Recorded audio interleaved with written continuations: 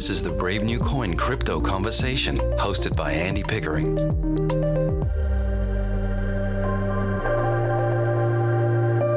Hi everyone, Andy Pickering here. I'm your host and welcome to the Crypto Conversation, a Brave New Coin podcast where we talk to the people building the future in the Bitcoin, blockchain and cryptocurrency space.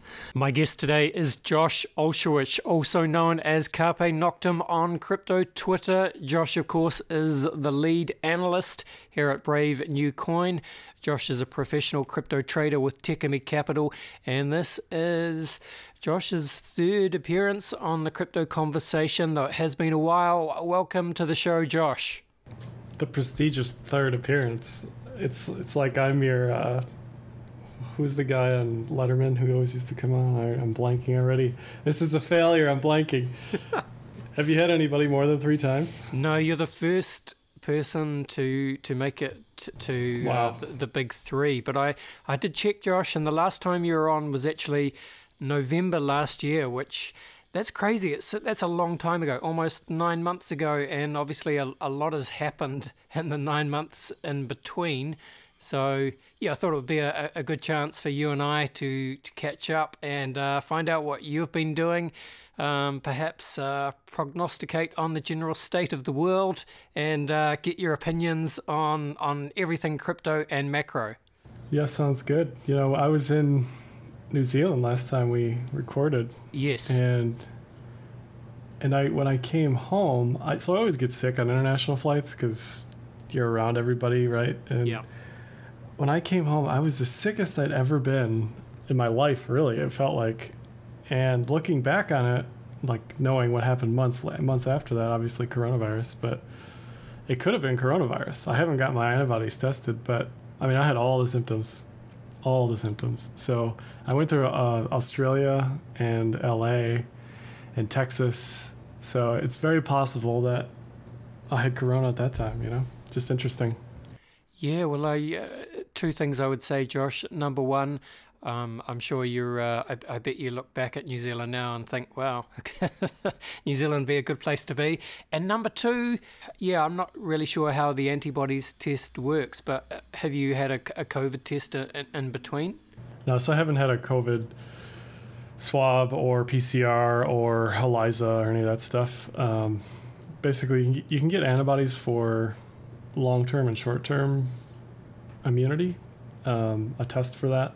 And so I haven't gotten that yet, but mainly because they haven't been reliable. So even if you get a test for antibodies right now, it's not even 100% accurate as far as giving you results that make sense. So, and just would give us a little bit of an update on your personal pandemic situation, then, Josh. You know why we're talking. So you're in Washington D.C. Are you sort of are you keeping yourself safe and socially distanced? What's your pandemic experience been like?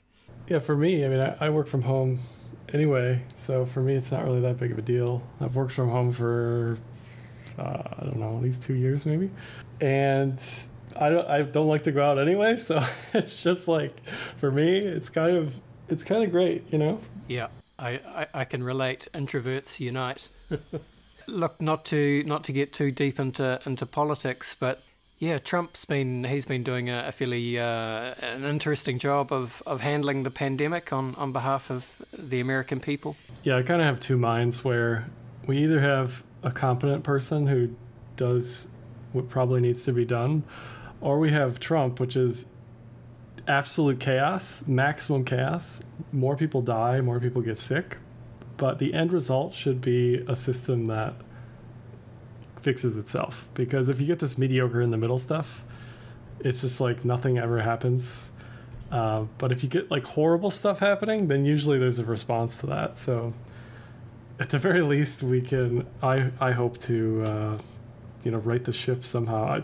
Unfortunately, it's Biden, but yeah, I mean, it's funny that all that stuff's coming together, right? November election's coming up, the world's falling apart, Trump's trying to give away more and more money to people, debase the currency some more. It's all just a mess, man. It's all a mess. It really is a mess, and I remember last time we spoke on the podcast, you described yourself as a chaos maximalist, which I'm not sure if you really meant that back in November last year, but well, that pretty much describes 2020, doesn't it? Yeah, I mean, obviously it's not great that going on 200,000 Americans are dead and however many lives have ruined. But again, like it goes back to the vaccine debate. Like, until you have dead babies, we don't get a vaccine public, a public that's accepting of vaccines, because people just don't realize like the importance. But even now, like, I'm afraid that a vaccine, you're seeing all these conspiracy theories about microchips and all this other garbage. And it's like, we need a vaccines, we need something. But I'm afraid that the anti-vax movement is just so strong. The anti-intellectualism specifically is just so strong in this country that it doesn't even matter, because it's on the left, it's on the right. You know, it's just game over. And we're seeing it play out. We're seeing people not wear masks. We're seeing people not social distance. It's unreal. It is unreal. And I suppose, you know, it's just crazy times. And there's something in the American psyche. There's, you know, even before so many this sort of anti-intellectualism and all these conspiracy theories, you know, a lot of Americans have traditionally voted against their own interests in some ways, just for ideological reasons. Yeah, that movie Idiocracy, I don't know if you've seen or heard of it, but yes, it's playing out in real time, unfortunately. So. All right, we better not get too into politics. Let's enough COVID, enough politics. Let's try and talk crypto. Look, if there's one bright spark in the world at the moment, perhaps you could argue that it's the crypto markets. At least in the last couple of weeks, we have finally seen some numbers go up. So, you know, DeFi tokens have been obviously smashing it all year. Yield farmers have made a killing. The Link Marines have done well, and we've even seen a kind of, I suppose you'd call it a mini altcoin run, and now ETH and BTC have both hit, 12-month highs? So lots of positive price action, Josh. Yeah, so Chamath Palihapitiya, I forget how to say his name, but he calls BTC schmuck insurance. I think of it as chaos insurance, and right now is the perfect time to have chaos insurance because it's playing out, right? So, you know, the dollar is being devalued, inflation is going to be out of control here. To get back to politics, like, it's all connected, and we're seeing all this money dumped onto people for, you know, food or rent or whatever, which is what needs to happen. But a lot of people are dumping it into the market, you know, on Robinhood or in altcoins. Even the PPP government loans here, people are dumping into the crypto markets or dumping into the S&P or NASDAQ. And it's all just like everything's mooning together, you know.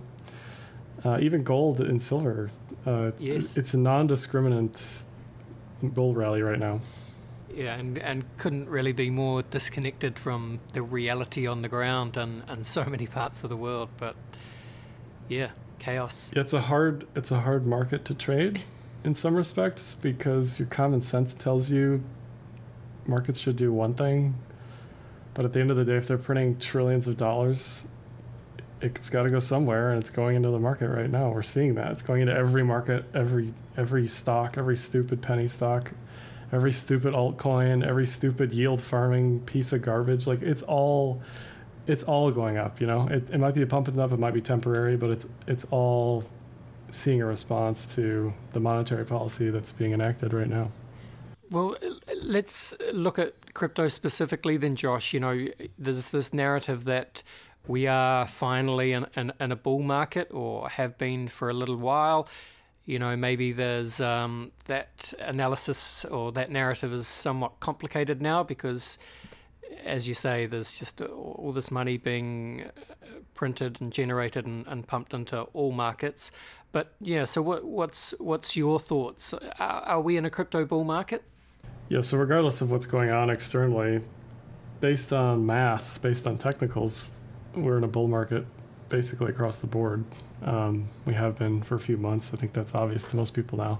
Yeah. But we were at a teetering point where, you know, if BTC broke below 9, it could go to 7. If ETH didn't break 250, it was going back to 150. Like, there was a point there where it was a question mark, but now it's not so much a question mark. Now it's more of like a buy the dip opportunity situation. But one thing I was looking at leading up to these breakouts was the on-chain metrics. Even so for BTC and ETH, the on-chain stuff is hitting near all-time highs. So just the use of the chain itself is extremely high right now, nearing the highest it's ever been. And yet price kind of didn't do anything for a little while, which to me is a bullish divergence, because it says if what you expect to happen is, demand affects price, then what's going on here, right? Like there's a massive amount of demand right now. We just saw the Cash App made like 850 million in revenue in Q2 from selling BTC. So just everywhere you look, like retail's in, institutions are in, CME backed, their open interest, their volumes are at all-time highs. Everybody across the board is just seeing an insane amount of volume right now. For the most part, certain exchanges aren't, but even ETH and DeFi, it's just like everything is just exploding, Yeah, and look, interesting that you mentioned Square. I was going to mention that as well. And so, yeah, obviously the number of Americans starting to buy Bitcoin through Square is exploding, which is great to see. And I also saw some data that suggests something like, you'll probably know this better than me, but over 90% or 95% of I guess BTC or ETH holders are now in a profit position, right? Yeah, so anytime you see multi-year highs, I was talking to Zach Vowell about this. He's a journalist at CoinDesk, or does articles for CoinDesk. Anytime you see something at multi-year highs, you're going to see most of the addresses, most of the holders, in profit. In this case, for BTC, it's 95%. For ETH, it's like 75%. So a lot of people look at that number and they say, oh, it's frothy, it's too hot, it's going to get dumped down, right? Because that's the general consensus, that anybody who's holding for a long period of time, they want to get out as soon as they're in profit, right? For BTC, that hasn't historically been the case. Certainly people spend more Bitcoin when they're in profit. It just makes sense. But the hodl narrative is very strong in the Bitcoin community, especially in people who've been here for many years and have been treated well by Bitcoin. So I don't look at that metric and see like worrisome price reversal territory. I just see it as, we're at multi-year highs right now. Of course, everyone's in profit. So to me, if I was externally looking at that and saying, oh, all these people who've been holding are in profit, I better buy some. To me, that's what it says. That it's just, the market is just so buoyant historically that it's always in profit, basically, Yeah, I very much agree with you, Josh, and it means that more people are slightly more comfortable with their positions and becoming excited, and maybe there'll be more word of mouth and people looking favorably again on crypto. Which reminds me, who's that guy? The Barstool guy, Dave. Oh God. It starts with P. Dave Portney or something like that. People know who we're talking about, the Robinhood trader guy. But have you seen he's been popping off about Bitcoin on Twitter over the last 2 days? Yeah, he's like the quintessential poor man's rich man as far as like what like the average retail person looks up to him as, because even like my friends who aren't in the markets at all just watch him for entertainment value. But me as a trader looks at someone like him, it's like, oh God, like he's pulling in all these people who know absolutely nothing about anything and giving them the impression that they can just buy anything, which for the most part right now they can, and make a profit. But any loudmouth talking about crypto is fine by me, good or bad. I don't care. Buffett can say it's rat poison. Doesn't matter. As long as it's in the conversation, that's all I care about. Yeah, exactly right. And I suppose he half seriously invited the Winklevoss twins, Gemini brothers, Tyler and Cameron, to meet with him to try, I guess, explain Bitcoin to him. And I think they've accepted that offer. Whether that comes to pass or not, I don't know. But you couldn't ask for probably a better marketing opportunity in 2020 for something like that to happen, right? Yeah, I mean, education is still, especially in the DeFi space, with ETH and all that stuff, education is cumbersome, not for the average person. It's very hobbyist still. Yeah. You have to get super in the weeds to be involved in most of this stuff. Yeah. On the other hand, we have places like CME where they have cash settled futures. We have Backed that does custody for you, I believe. We have all these other places that do custody, Cash App. You can get a hardware wallet if you want to, but you don't necessarily have to.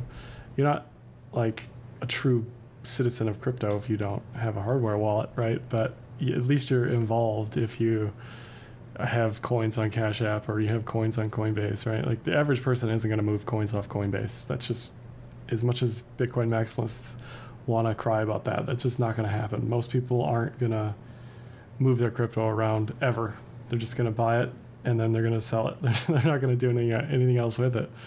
I think it's also a generational thing because the younger generation is totally used to digital currency with World of Warcraft, Fortnite, all these digital currencies that they interact with day to day. It's like, to them, it's just another one, like.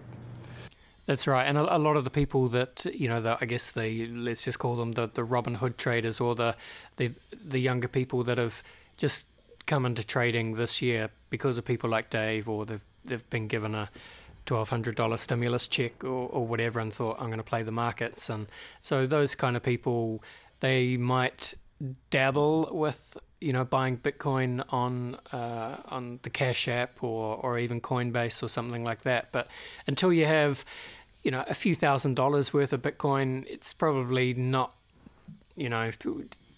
necessary to have a hardware wallet. But perhaps if you do start to go down the rabbit hole or start to invest some serious money, that's when you definitely should consider it, at least, right? Yeah, it's definitely different strokes for different folks. Yes. So ease of access is a big one. Ease of use, education, all that stuff. Yeah. Is great. What I don't like is I'm seeing a lot of, because of DeFi, people look at something like Bitcoin and they say, okay, I need to do something with it. I need to get a yield on it, so Right. They give it to somebody else who then rehypothecates it. They lend it out. And then there's issues long term with that, if that's a systemic thing. So it's hard because most people see things like proof of stake, Tezos, all that sort of stuff, ETH coming online with proof of stake eventually, and they think, well, I can get interest on this. Why wouldn't I buy this?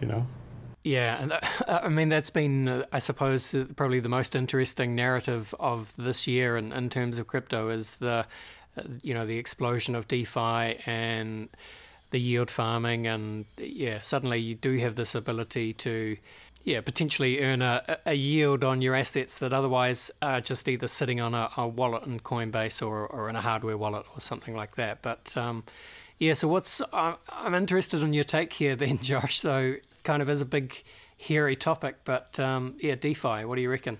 Well, I think people don't realize that they don't realize anything about pre-mined tokens. They realize nothing about tokenomics for the most part. All they see, it's like the marshmallow test. Like all they see is the marshmallow, so they want to eat it. They want to get that yield right away. They don't see the value in like a low inflation, high Gini coefficient, like high distribution, no whales necessarily relatively, versus like yield farming.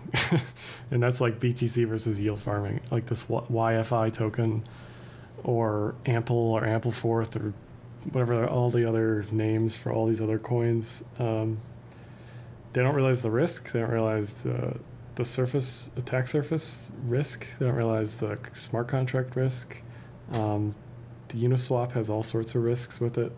But as long as people are making money day over day, so seemingly they think this is great, right? Enough let the good times roll. The good times will never end. It's not for me. I know people who've done well in the yield farming stuff.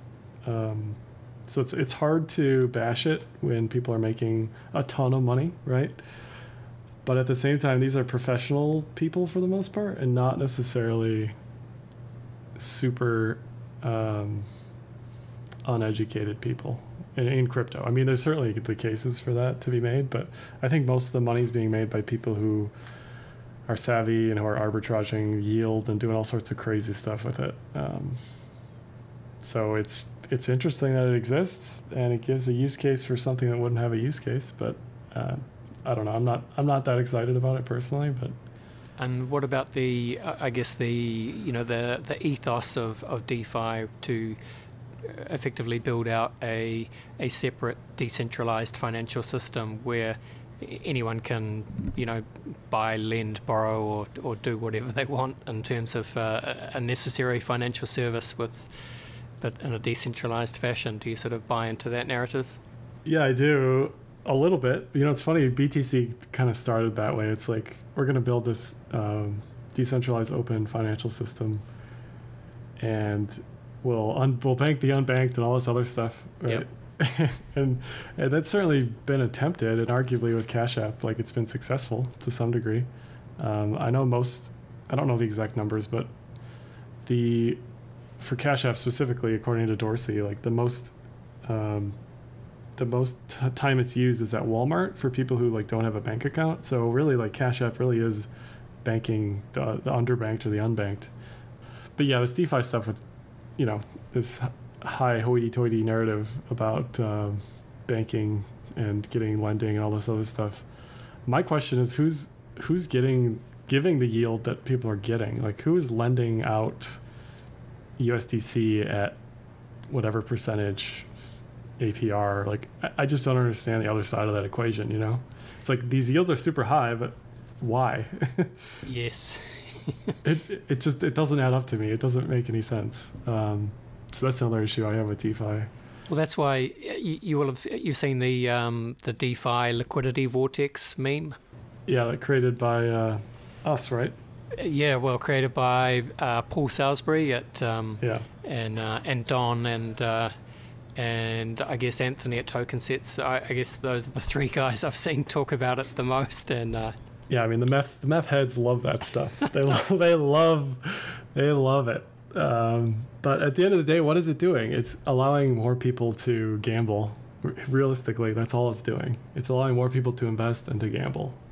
We have a token set. TCAP does Techemy. We have 3. I think it's really cool. I think it was a project I was excited about when it was developing. This was like a year or 2 ago, because it's non-custodial portfolios basically, and it's all tracked in a smart contract, and you can put as much in as you want, take as much out as you want. I don't know, like, the idea is all really cool, but at the end of the day, it's not like changing the world. All it's doing is another investment vehicle. Like, it's really cool. It is cool. So let's just rewind slightly here, Josh. So firstly, I would say, if Don and Paul from Techemy Capital and Fran, of course, if those 3 gentlemen, who I'll be seeing in about an hour's time. So, but if they were sitting here, I think they'd have some strong counter arguments to you and I, poking some gentle fun at DeFi. But that aside, yeah, just on TokenSets. So I did want to talk to you about that. So do you want to just start again there and maybe explain what that is for?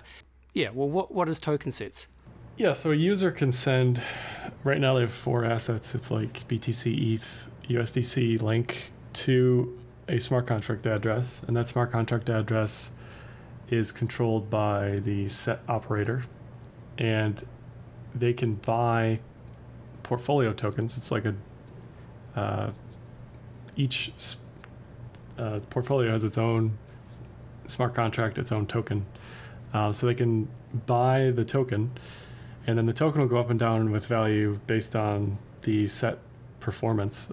So that's the trader. It's kind of like copy trading. That's how I think of it anyway. It is. It's like, decentralized copy trading. So TokenSets is you can just go and access it through their website, and then you can effectively, what we're talking about before, if you've got some BTC or some ETH or something, and you want to potentially use that to try and generate a return. This is, I think it's quite clever because, as you say, it's like copy trading. But so in this case, you'd be the trader. So why don't you explain? You've got, what is it, 3 sets that you're effectively the trader for? Yeah, so we've got BTC USD, ETH USD, and then a DAI USDC ARB set. And I'm responsible for clicking the buttons and the rationale behind it. Yeah. So, I mean, it's interesting. It's not my preferred way to trade, but it is new. It is super exciting to like do this sort of thing. It's like structured vehicle for investing. I don't know. It's really cool. Well, the reason why, sorry to interrupt, the reason why I think it's cool as well, Josh, is because, you know, I'm sure from your perspective, maybe from any trader's perspective, you'd probably rather just trade by yourself, for yourself, within your own very specific rules and parameters, and maybe this takes you just slightly outside of your comfort zone. But for the general person, and I'm sure you'll agree that, you know, most people just are not good traders and shouldn't be trading, but, you know, human greed being what it is, everyone wants to try and access that alpha or those returns, so they want to think they can trade, but by platforms like TokenSets, it means that the general person can perhaps get access to a real proper trader, someone who knows what they're doing, such as yourself, and perhaps, you know, effectively piggyback on some of that return, right? Yeah, that's correct. So if you don't think you can be buy and hold individually as a trader, and you think somebody else can, that's a decent way to sort of split the difference. Even, you know, you can even trade against somebody, or like as a competition, trade yourself, send some of it to a set, see what does better. I don't know, like there's a million different ways you can do this, but one of the things I'm super excited for going down the road is like a fund of funds situation with the set tokens. So like a fund would buy a bunch of set tokens and effectively be what's called a fund of funds. So it's, you know, there's like individual funds, right? Like individual hedge funds. But there's also these like higher tier funds that invest in all sorts of other funds. I don't know. It's just like another crazy idea. Something you can do super easily on TokenSets. It's just super interesting. You know that. And then something else. Go ahead. Oh, sorry. Well, I was just going to say, yeah, I like that idea, and I know that the TokenSets guys are working on, I think they call it, I guess it's version 2, or, you know, the next evolution or update of their platform, and that's coming quite soon. And I know that probably yourself and the Techemy Capital guys are quite involved in that as well. And by the way, listeners, so links to Techemy Capital and TokenSets and the sets that Josh trades, I'll put all that in the show notes if you're interested in following up on that. But yeah, back to you, Josh. Sorry, what were you saying? No, the real reason that something like TokenSets is exciting for me, like it isn't the fees that are collected on the performance. It's a visible record of performance that everybody can see and look at. So like a fund can put their name on something and you can see like, how did they trade? How do they trade March? How do they trade crazy bull markets, you know? Versus like watching someone spout nonsense on Twitter all the time about they're going to do this or that, or they did this or that. And that's right. Yeah. It's like, this is actually what happened with money that was on the line. Like you can see the performance. So to me as a trader, it was public with everything, like that is super valuable, you know? Yeah, well, I guess the flip side of that, do you find that, is that an intimidating prospect, that, you know, the trades and the performance are verifiable and transparent and out there for everyone to see? For me, it's not intimidating because I'm pretty transparent with what I do on a day-to-day basis, but it's just better for me to have a record of that that's like independent, you know, because anybody can say they're doing this or that, but there's a verifiable record that says this is what happened, you know? So it's just really cool from that aspect. There's another project that I'm working with that's coming out of stealth soon called Prism, and they're doing similar stuff, not with smart contracts, but sort of like aggregating traders' content and trading performance. So it's another similar situation where it's like a provable record for people who have a brand or have a content, you know? Sure, yeah. And well, that sounds fascinating as well. And I think all this stuff, this is kind of where the world needs to go. And it's inevitable that this is where it will go as all these different converging technologies intersect and mature, and everyone has the ability to, yeah, like you do, go out and put out strong content and create a brand for yourself. And then if you can, you know, you can monetize that, and then people can effectively monetize themselves if they believe in and want to buy into a particular trader or personality. Yeah, you just, you know, people like staying anonymous, and I understand that completely. But for those people who aren't anonymous, even if they are, they can still use their pseudonym or whatever. It's just great because it says you have money on the line. It says that you aren't just talking a bunch of nonsense, you know? Skin in the game. Skin in the game, Josh. Skin in the game. There you go. Skin in the game. Yeah. Like literally skin in the game, you know? What about Ethereum then, Josh? I thought it was I think the 5-year birthday or anniversary of Ethereum this week. So I've sort of, haven't really been following what's happening with ETH 2.0 too much recently. Have you? What's going on there?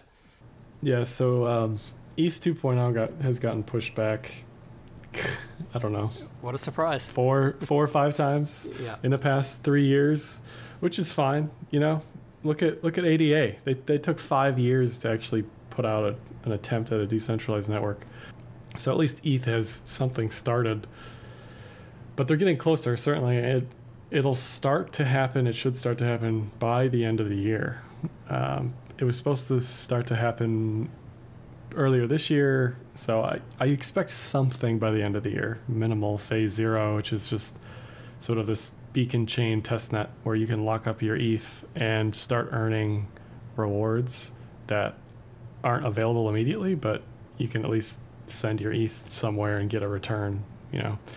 And what that does is it excites the market. I mean, look at what happened with ADA. That ADA is up like 300% over the past couple of months. Very similar situation where there was a proof of stake testnet and they're transitioning to a decentralized proof of stake, and coins are going to get unlocked. But in the interim, more and more supply is sucked up into this testnet, and that means there's less supply to be sold on the market, so generally price goes up when that happens.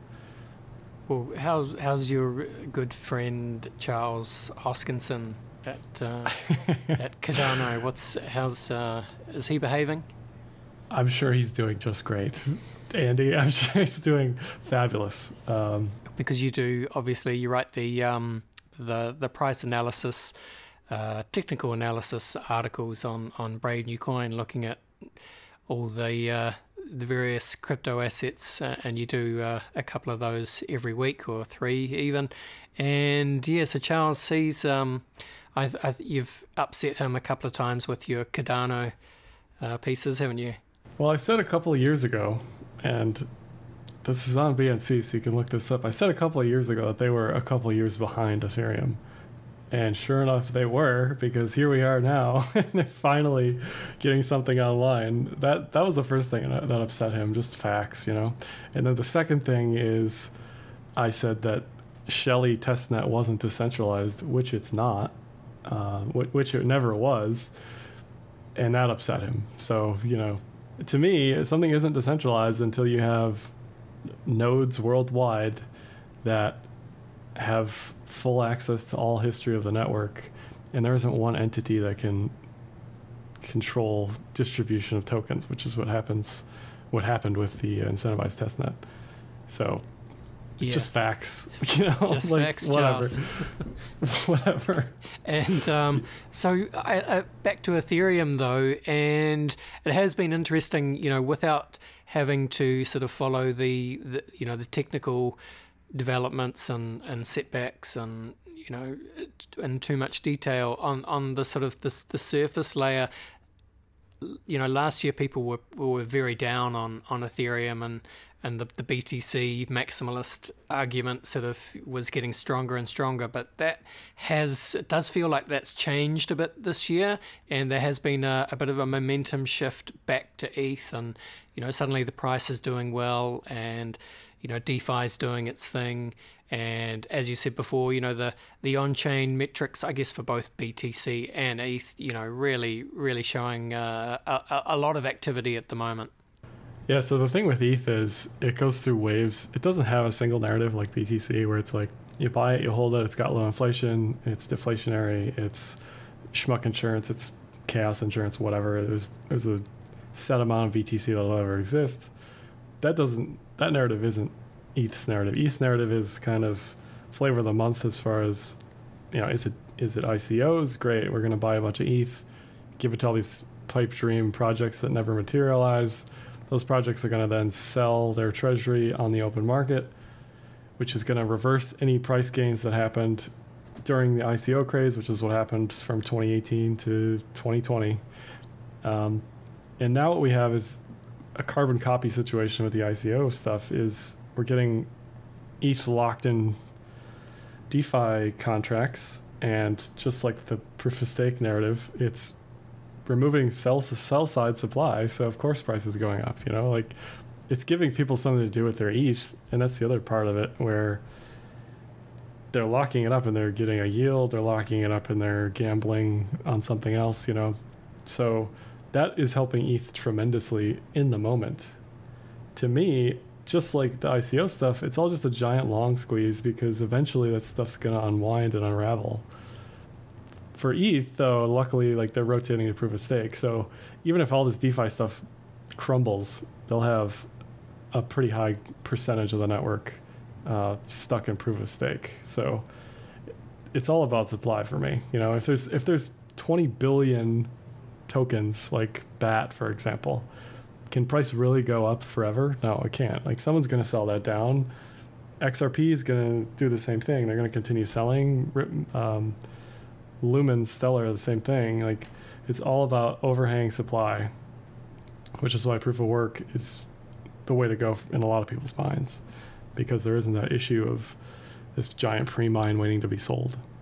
Yes, indeed. So, okay, well, let's perhaps try and bring it back to trading as we start to finish off, Josh. I don't know, how am I framing this? Where are we? So we're first week of August.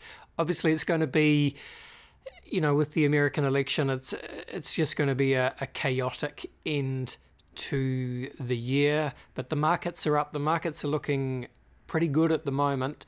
What do you see? What are you looking for? What are you expecting? What happens next, Josh? So as soon as Bernie lost the nomination, traditional financial markets exhaled dramatically, because he was the change agent for anything that they may have affected them, But seeing Biden or Trump, they don't care, right? It could be either one at this point. Yeah. Biden's not really going to rock the boat, and Trump is Trump. So I think we'll be okay in the traditional financial markets. For me, what I'm seeing in the technicals for BTC is echoes of 2017, where there's a possibility we're set for a multi-year bull run, especially post-halving. I mean, it's eerie, the similarities we're seeing in the price chart and the fundamentals as far as inflation, that sort of thing. So it's ramping up for quite an exciting situation, especially seeing gold hit an all-time high. I didn't think I'd see gold hit an all-time high this soon, I gotta be honest. But again, back to the conversation we heard at the beginning about money printing, it's got to flow somewhere. So I don't know, it's all the signs are converging, where we have post-halving, chaos in the world, infinite money printing everywhere, and it's all coming to a head. So seeing BTC at an all-time high soon is an expectation. It's not like I think it might happen. I think it's the general expectation at this point. Keep talking, Josh. I like where you're heading. So I did actually make a note of a tweet that you tweeted not recently, 2, 3, 4 days ago, and you talked about, I'm going to quote you here, you said, "I don't want to get too hyped, but the comparisons to 2017 do continue to mount." So again, you're talking about, we are post-halving, and then the cloud, Josh. Have we had that bullish weekly cloud flip? Are we above the cloud? What is the cloud telling you? So for people who don't know what the cloud is, it's a dynamic support resistance moving average system that sort of just tells you where you're at in the trend, if you're neutral, bullish, bearish, that sort of thing. The high time frames for the cloud look like they did in 2017, so we're flipping bullish, which is exactly what you want to see if you're a long-term low time preference investor, low time horizon, whatever, or you're just buy and hold, so the technicals look really good for BTC. For ETH, I think 750 is a reality. 13K for BTC, it might happen within the next 2 weeks, but I think 33K it sounds like a ridiculous target. It always has, but to me, that's just inevitable. Like, looking at the technicals, that's where we're headed, 25, 30K. I mean, we saw, I don't know if it was Citibank or JPM, some bank released a target of 125K based on the 2017 bull run, like projected to the current potential bull run. All of a sudden, my targets are low compared to traditional financial analysts. So, and even, it's like last time you were here on the show, we talked about Plan B and the stock to flow model, which makes your 33K target look fairly conservative by comparison. But it's all kind of the same thing, right? So you've got your, there's the stock to flow model, there's the famous Bitcoin rainbow chart, and of course you have your pitchfork, but they all kind of point up and to the right, right? Yeah. Stock to flow has gotten some probably justified criticism recently. It has. Over the past few months, but that target may happen anyway, regardless of what stock to flow. But again, this goes back to the supply conversation and inflation. Like, this is all the same. It's all the same cookie. It's like your Taco Bell. You guys have Taco Bell now, right? We know what it is. Yeah. Okay. It's like when you go to Taco Bell, you know what you're getting. You're getting like meat and cheese and a shell, right? Like, yeah.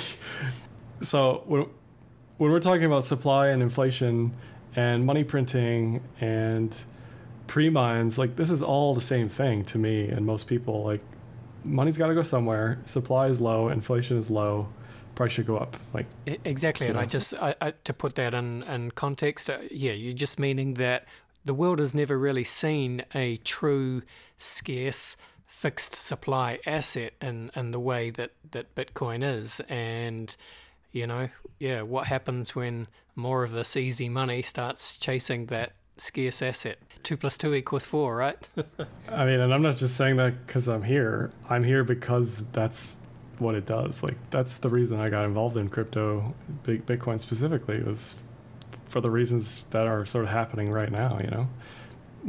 Most people really didn't think that this would ever happen. I don't think. I mean, a lot of us like to believe one day that all this money printing would lead to something, but to see like the convergence of everything together is really something, like, that it happens this soon is just, man, like, BTC's only been around 10 years, and it's, look where it's at. Exactly right. And so I think that feels like a nice, positive, optimistic place to finish, Josh. Yeah, so if anybody who's listening, just be careful with the altcoins out there, because, man, the rug can get pulled out from under you at any moment.